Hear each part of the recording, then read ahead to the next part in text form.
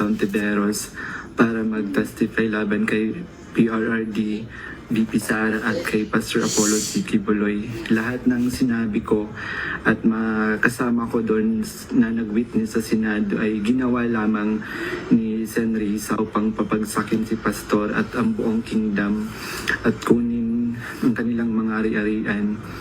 Ngayon po ay hinahanap at tinatakot ako ni Sen. Risa.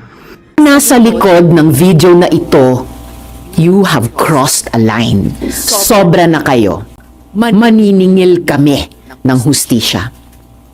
Hindi natin hahayaan na takutin nila ang mga witnesses at sindakin nila ang Senado. Michael's video, which exposes the identities of witnesses and victims and discloses the personal information of my staff, presents a clear and present danger to people's safety. The witnesses and the victims who told the nation about the abuses and crimes, the charges now being faced by Quiboloy and the KOJC, now feel even more threatened after their names were revealed. Some of my staff have also had to exercise extra precaution for themselves and their families. Make no mistake, this isn't just an attack on my office. This is an attack on truth-telling. Kaya hindi natin hahayaan na takutin nila ang mga witnesses at sindakin nila ang Senado. Kaya sa mga nasa likod ng video na ito, you have crossed a line. Sobra na kayo.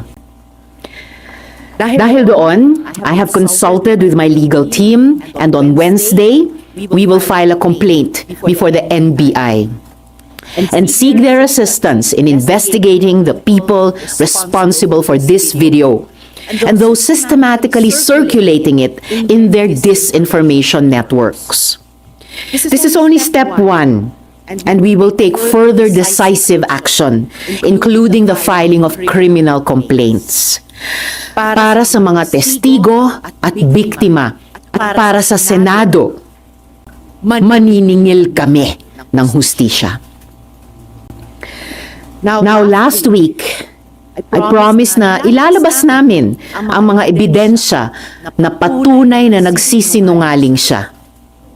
Si Michael ang paulit-ulit na lumapit sa aking opisina. Hindi siya tinakot, hindi siya pinilit. Siya ang naghabol sa amin para magpahayag ng kanyang panig. Narito ang mga resibo. Noong December 14, 2023, he emailed my office. Sabi niya, quote, "Dati rin po akong worker ni Pastor Quiboloy. Tumiwalag dahil sa pang-aabuso at pananakit. Ngayon lang nagkaroon ng lakas ng loob dahil na rin sa takot. Baka ipapatay ako." Close quote. Taliwas yan sa sinasabi niyang nakumbinsi daw siya na tumestigo para mabayaran. Because we take some time to vet emails, nung pakiramdam niya ay hindi siya pinapansin, he messaged us 2 more times noong December 15, 2023 at January 28, 2024. Nasaan dyan ang pinilit?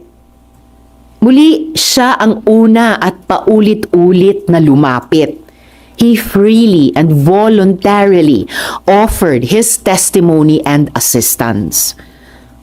Pangalawa, inutusan daw si Michael na idamay at idagdag sa testimonya niya si dating Pangulong Duterte at VP Sara Duterte.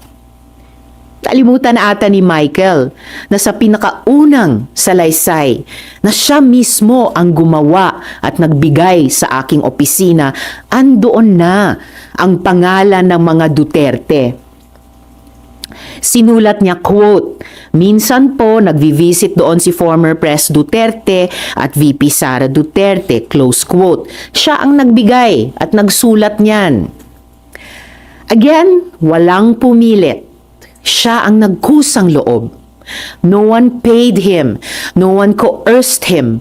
I cannot stress this enough. In fact, on February 7, 2024, he was the one who asked us for money. Quote, I just want to ask if her office give a financial assistant.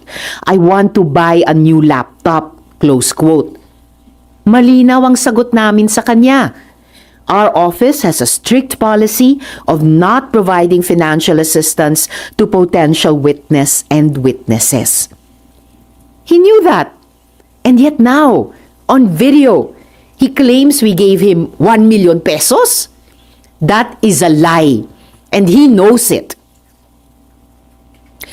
Pati sa detalye ng tinulugan, ang sinungaling niya. Wala akong kondominium na pagmamay-ari. Michael wasn't staying at one place. Inililipat siya sa iba't ibang safe house na inayos katulong ang religious groups at civil society dahil na rin sa sinabi niyang banta sa kanyang buhay. Again, mga kasama, he was moved between safe houses because he was afraid that his life was in danger.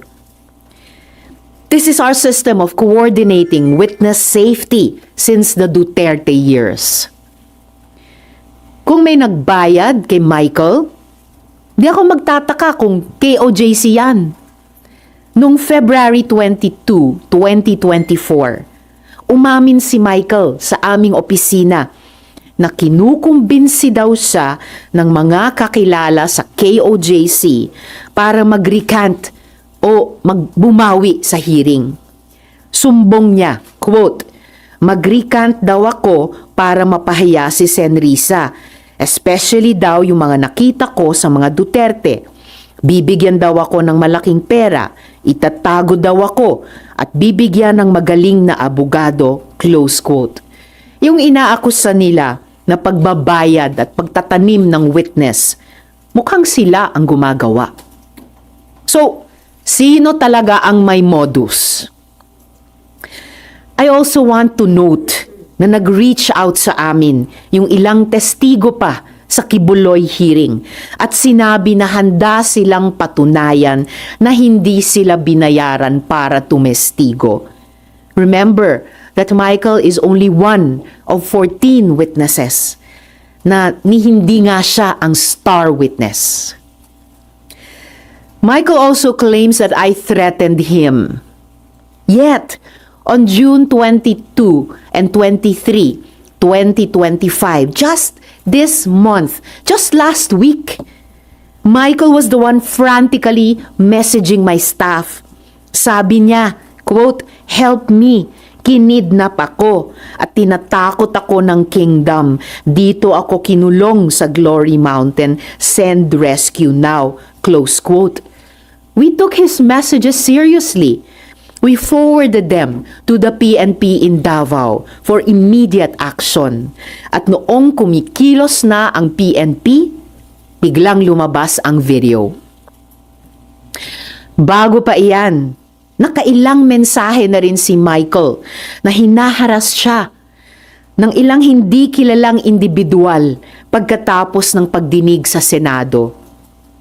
Katulad iyan ng nangyari sa Farmally hearings, kung saan dokumentado namin yung pagsumbong ng witnesses na siya ay tinakot at hinaras ng kampo ng Farmally. Yan ang totoong modus nila. So this is the real pattern here. After testifying in the Senate, witnesses are harassed and threatened and then suddenly flipped. So, let's call this what it is. Witness tampering, fake news, psychological warfare. Ang mga kasinungalingan ay insulto sa pagdurusa at tapang ng mga witnesses. Tandaan natin, 14 sila. Mga witnesses na naglahad sa mga abusong ginawa sa kanila ni Kibuloy at ng KOJC. Sinungaling na nga, nang haharas pa. Michael exposed people who trusted the Senate with their stories. And these are people who were already afraid. Now they are in danger. Again, yan ang talagang kinagagalit ko. Hindi lang ito paninira. Those responsible for this video crossed a line and they will be held to account. Muli, I have consulted with my legal team and on Wednesday, we will file a complaint with the NBI. We will work with them for a full investigation into the people who created this video and the networks amplifying it. And we're not stopping there. We are preparing criminal complaints. To those behind this, you don't scare us, but you should be scared of the truth. Because no one gets to endanger our witnesses, my staff, or harass the Senate with impunity. We will not let this slide. We will fight back.